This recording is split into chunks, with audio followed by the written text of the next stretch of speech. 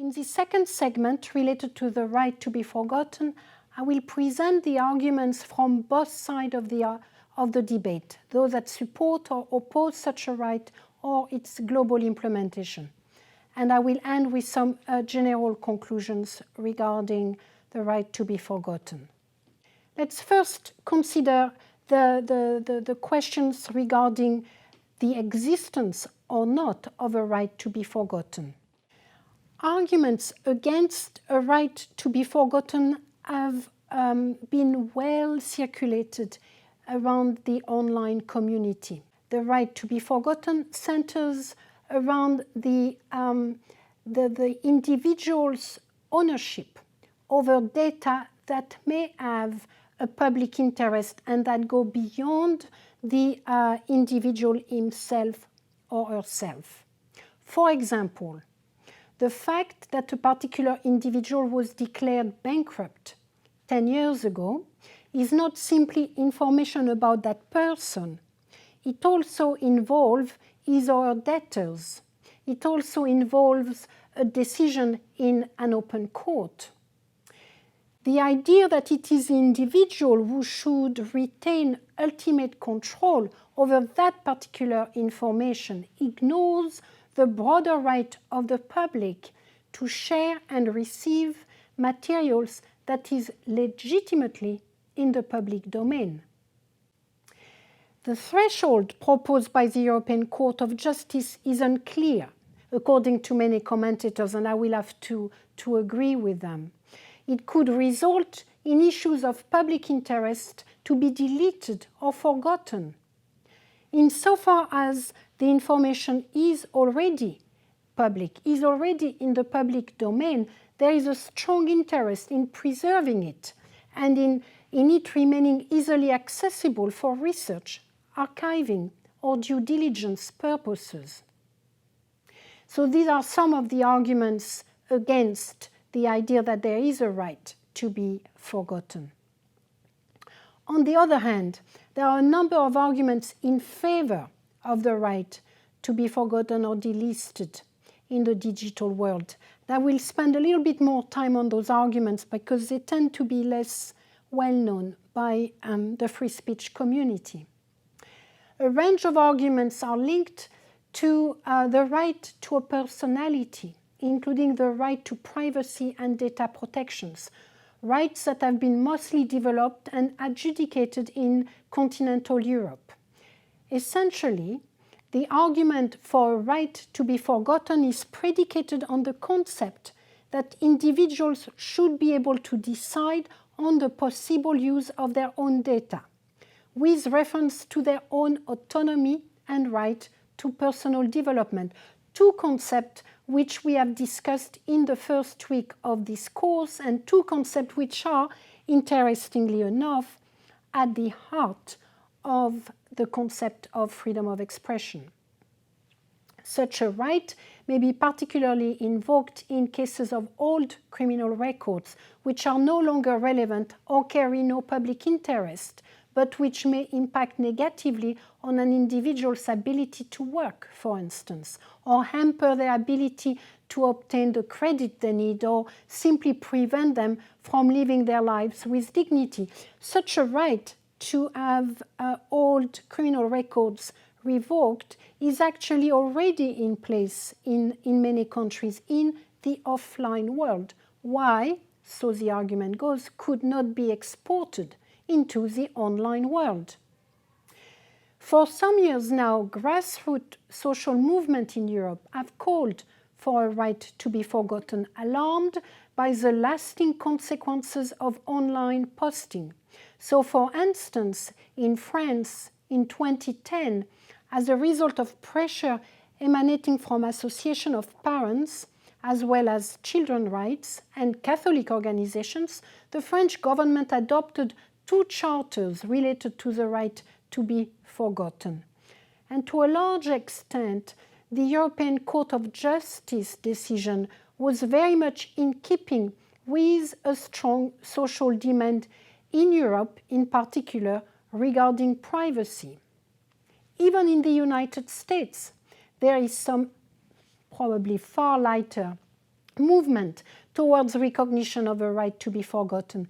In September 2013, California passed the so-called California Eraser Statute, requiring the operator of an internet website, online service, online application, or mobile application to permit a minor who is a registered user of the operator's website to obtain a removal or to request and obtain removal of certain content or information posted.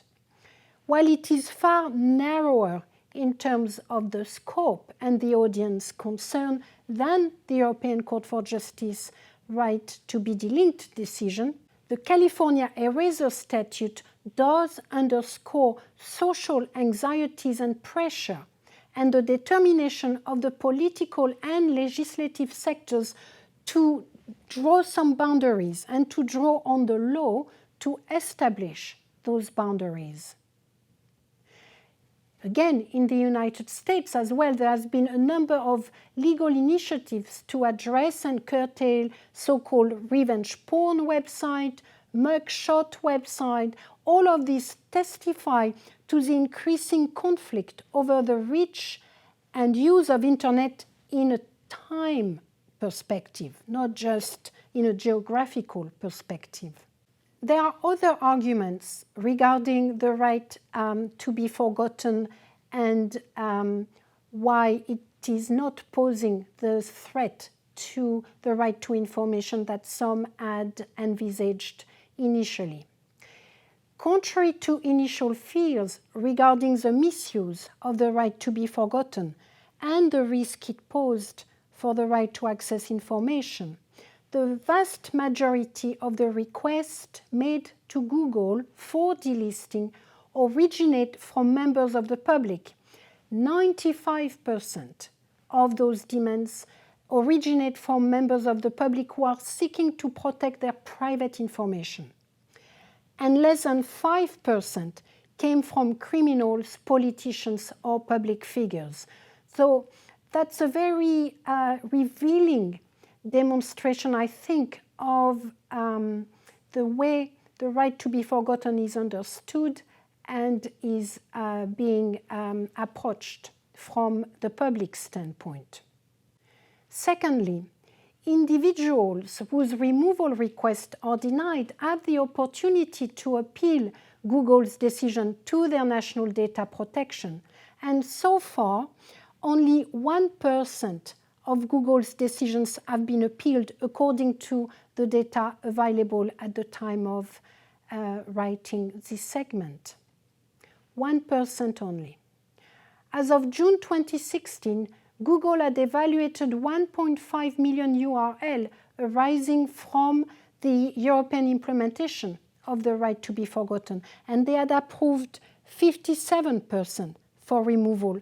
Again, a very interesting figures. And of those 57, all of those decisions made by Google, only 1% had been appealed. So altogether, the implementation of the right to be forgotten, at least at national level, does indicate that it can be put in place without major implications for the right to access information and for the public interest. That is for the first debate. The second debate concerns the global versus restricted implementation of the right to be forgotten. And here there are many arguments against a global implementation, which I'm gonna highlight. First, it is disproportionate and unnecessary, given that the overwhelming majority of internet users access a European version of Google search engine. Here I'm talking from the standpoint of a European user. So if you live in France, 97% of French internet users will work with google.fr rather than google.com. So, in and by itself, this testifies to the fact that restricting the implementation of the right to be forgotten to Google.fr is largely sufficient to ensure that the vast majority of the French citizens do not have access to the problematic delisting. Second, a second argument against the global reach of the right is that it will have a chilling effect if enforced. According to Google, and I'm quoting from them here, we will find ourselves in a race to the bottom. In the end, the internet would only be as free as the world's least free place. Every country in the world could ask for a global delisting of something, resulting in a very restricted and shrinking online space for information. Google Chief Privacy Officer points out in particular that, and I quote, there are innumerable examples around the world where content that is declared illegal under the laws of one country would be deemed legal in others. Thailand criminalizes speech that is critical of its king. Turkey criminalizes some speech that is critical of Atatürk. And Russia outlaws some speech that is deemed to be gay propaganda. What are we going to do if all of these governments request for those content to be delisted globally? Finally, Google believes that, and I quote, no one country should have the authority to control what content someone in a second country can access.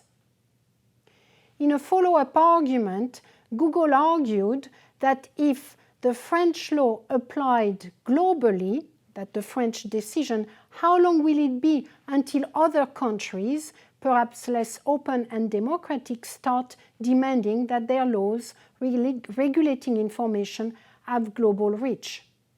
So that, I think, argument is a very solid and a very important argument regarding the risk that a global implementation of the right to be delisted will have on freedom of expression.